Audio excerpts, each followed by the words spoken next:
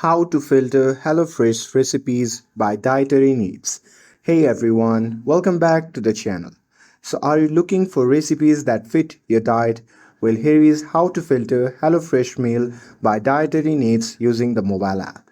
So, now without further ado, let's get started. So, first thing first, open the HelloFresh app on your phone and make sure that you're logged in to your account.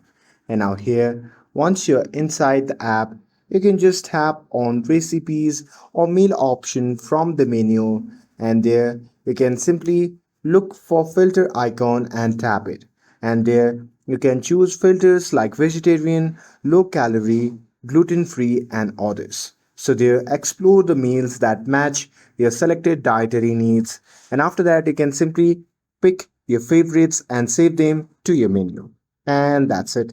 That's how you can find HelloFresh recipes that suit your diet. And with this, if you found this video helpful, then don't forget to like, share, and subscribe to get updated for more videos. Thanks for watching, and I'll see you in the next video.